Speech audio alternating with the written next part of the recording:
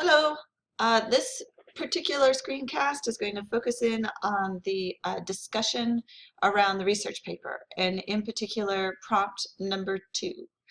In general, I want to tell you to please make your first post in the research paper discussions by Tuesday night. Same as making your first post in the content discussions by Tuesday night. Just think my first posts need to be by Tuesday nights. And the big reason for that in the research paper discussions is that students then will look at your work and compare it to their own, and you still have some days throughout the week to get things straightened out in your own work. Okay, so hold on here, and I'm going to take us to the screen that looks at the assignment itself. Okay, so here is the screen that is titled Discussion Research Paper Number 2. You earn 10 points with each of these. There are 10 of them, and that totals 100 points. And then you earn up to another 100 points with your final submission of your paper. So 200 points total. So every single one of these discussions counts toward your final grade on your paper. Okay, so I talk about the in-text citation in this particular prompt, and I also talk about the fact that you are using 3 different resources for your research paper, and the first one is your textbook. So we're going to use the textbook, which you all did really well, to write a paragraph or so, which you did decently, and then to use 2 in-text citations, which always needs a little bit of fine-tuning.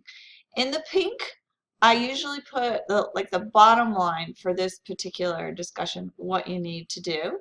And then down here, notice there's a student research paper, and I just updated that because I had another one that I really liked. So make sure that you look at that.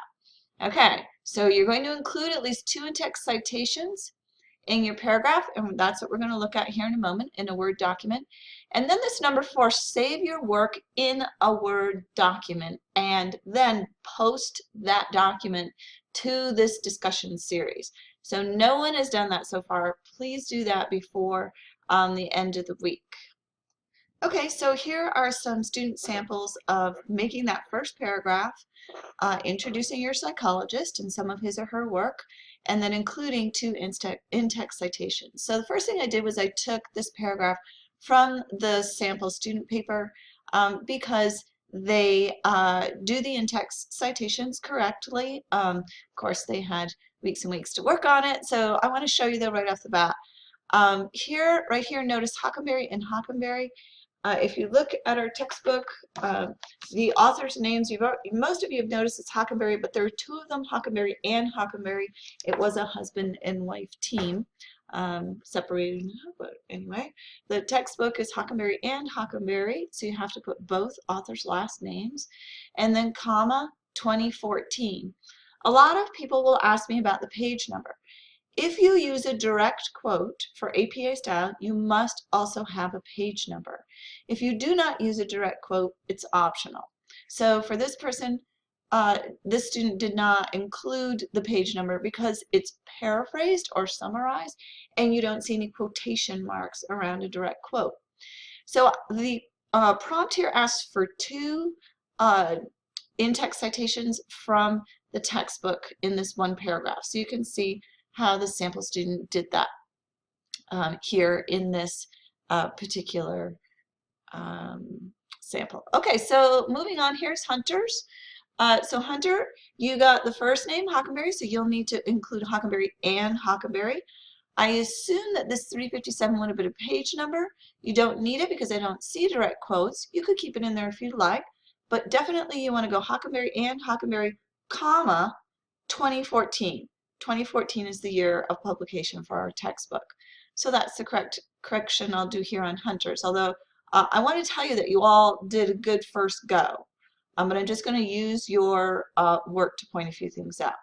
Teresa, she did use Hockenberry and Hockenberry, very good, and she did use 2014, also excellent, and she decided to use the page number. But let's look back for a moment.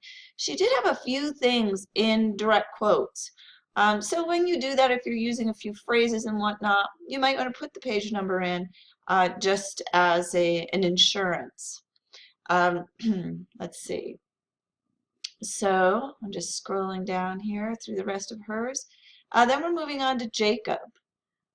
Jacob, again, you need to use Hockenberry and Hockenberry. You had the year, that's great. Make sure you use capitals there. I'm going to scroll down to Spencer's. Again, he needs Hockenberry and Hockenberry. But Spencer did an interesting thing. He put this period before the beginning parenthesis, which Hockenberry and Hockenberry, comma 2014 would be in. And you don't want that period there after Wertheimer. Instead, he would put the period over here after the end of the in-text citation. So Spencer, you need another in-text citation using Hockenberry and Hockenberry. Also, a thing that I've seen a couple of times is when you use the first name. So his psychologist is Max Wertheimer, and instead of saying with the work from Max, I would use the last name with the work of Wertheimer. All right, moving on to Ashton. Ashton, you had a challenge in that for Masters and Johnson's information in the textbook, it refers to something that Masters and Johnson published in 1966. This is called using a secondary source, and you want to avoid using secondary source. So in other words, you would need to re-paraphrase or summarize this from the textbook without dependence on the part that came directly from Masters and Johnson's work. This is a little bit tricky. You just, when you're in a book and they are citing somebody else, you don't want to use that information. So see if you can shift this one, Ashton, and let me know if you have other questions. Robert, I think you're the last one here that I have. Getting into the work of Carl Rogers. Again, you need both authors' last names, and you'll need the year of the textbook. And I see that you have, let's see if I can move this down a little bit or move this over. He had, Robert, you have a direct quote here. You want to minimize direct quotes, or at least I think you do. You have a beginning quotation here, but oh, here's the end quotation. If you do use a direct quote, you want the end quotation mark to go there. So with direct quotes, I want you to totally minimize them. If you can, eliminate them. If you are going to use them very, very sparingly.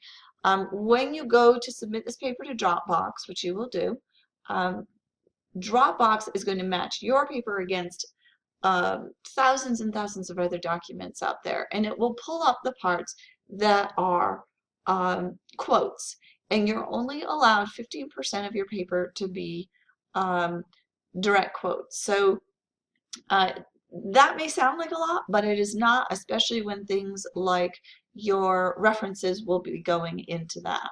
So I would recommend, Robert, that you paraphrase this, put it into your own words, and get rid of the direct quotes. Okay, so that's lots of information, and I hope that it was helpful to you. Please go in, make changes in what you've already posted, put your paragraph into a Word document and attach that to the discussion.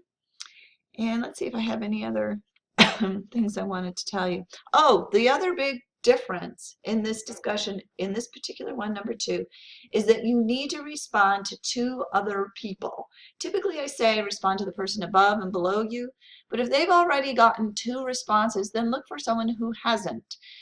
Because in the end, we want everyone to have gotten 2 pieces of feedback from fellow students, and those pieces of feedback in this particular discussion focus on if the in-text citations are correct or if you would suggest a change. All right, thank you.